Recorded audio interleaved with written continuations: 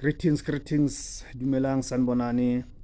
Okay, guys, we're still carrying all of the basic conditions of employment, chapter 4, which in the last video we're dealing with the remuneration. So we're still carrying on there. Now we're going to jump into the information about remuneration, which is normally called the salary advice or payslip, depends on how you decide to refer to it. Information about remuneration. 1. An employer must give an employee the following information in writing on each day the employee is paid. A. The employer's name and address. The employee's name and occupation. C. The period for which the payment is made. The employee's remuneration in money. E. The amount and purpose of any deduction made from the remuneration. F. The actual amount paid to the employee. And G. If relevant to the calculation of the employee's remuneration, the employee's rate of remuneration and overtime rate. The number of ordinary and overtime hours worked by the employee during the period for which the payment is made. The number of hours worked by the employee on a Sunday or public holiday during that period. And if an agreement to average working time has been concluded in terms of section 12, the total number of ordinary and overtime hours worked by the employee in the period of averaging. Number 2, the written information required in terms of subsection 1 must be given to each employee at the workplace or at the place agreed to by the employee. And B, the duration, and B, during the employee's ordinary working hours or within 15 minutes of the commencement of or conclusion of those hours. Let me repeat that. During the employee's ordinary working hours or within 15 minutes of the commencement or conclusion of those hours.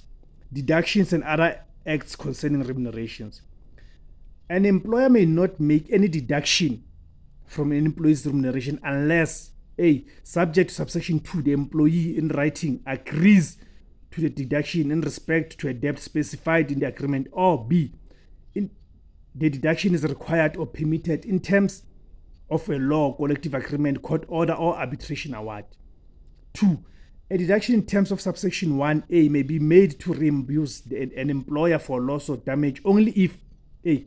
The loss or damage occurred in the course of employment and was due to the fault of the employee. B. The employer has followed a fair procedure and has given the employee a reasonable opportunity to show why the deduction should not be made. C. The total amount of the debt does not exceed the actual amount of the loss or damage. And D. The total deductions from the employee's remuneration in terms of this subsection do not exceed 1/4 of the employee's remuneration in money. 3. A deduction in terms of subsection 1A in respect of any goods purchased by the employee must specify the nature and quantity of the goods. Number 4, an employer who deducts an amount from an employee's remuneration in terms of subsection 1 for payment to another person must pay the amount to the person in accordance with the time period and other requirements specified in the agreement, law, court order, or arbitration award. Number 5, an employer may not require or permit an employee to A. repay any remuneration except for overpayments previously made by the employer resulting from an error in calculating the employee's remuneration. Or B. acknowledge receipt of an amount greater than the remuneration actually received. Payment of contribution to benefit funds. This is very important because we've got employers who deduct money from people, but they don't pay it over to Provident Fund, Pension Fund, UIF, or even to the unions. For the purpose of this section, a benefit fund is a pension, provident, retirement, medical, or similar fund. Number 2, an employer that deducts from an employee's remuneration any amount for payment to a benefit fund must pay the amount to the fund within 7 days after deduction being made. Any contribution that an employee is required to make to a benefit fund on behalf of an employee that is not deducted from the employee's remuneration must be paid to the fund within 7 days of the end of the period in respect of which payment is made. Number 4, this section does not affect any obligation of an employer in terms of the rules of the benefit fund to make any payment within a shorter period than that required by subsections 2 or 3. Right. All right. Calculating of remuneration and wages.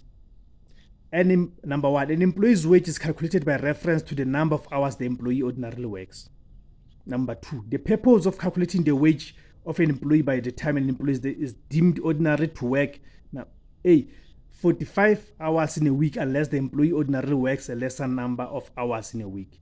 B, 9 hours in a day or 7.5 hours in the case of an employee who works for more than 5 days a week, or the number of hours that an employee works in a day in terms of an agreement concluded in accordance with section 11, unless the employee ordinarily works a lesser number of hours in a day.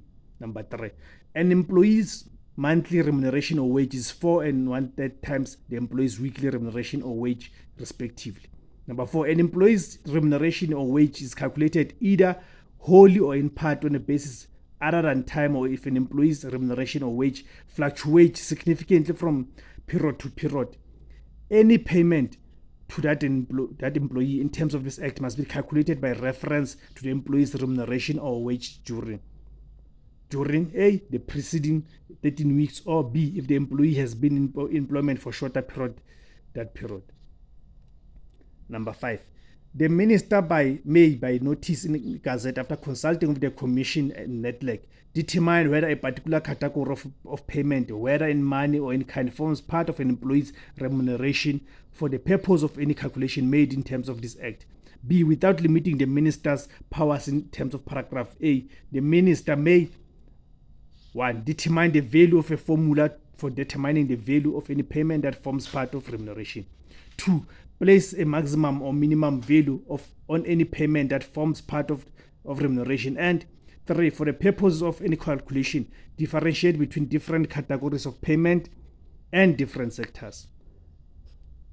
C. Before the minister issues a notice in terms of paragraph A, the minister must publish a draft of the proposed notice in the Gazette and invite interested parties to submit written representations on the draft notice within a reasonable period. Okay, guys, thank you very much. We're done with chapter 4 of the basic conditions of employment. Again, guys, those who like what they see, please subscribe to the channel. At the bottom of the video there's a subscribe button that you can press on to subscribe to the channel. Please share on the different platforms, social medias. Please share this channel, share this video with others. Let's grow it together. Ra leboha. Lesedi.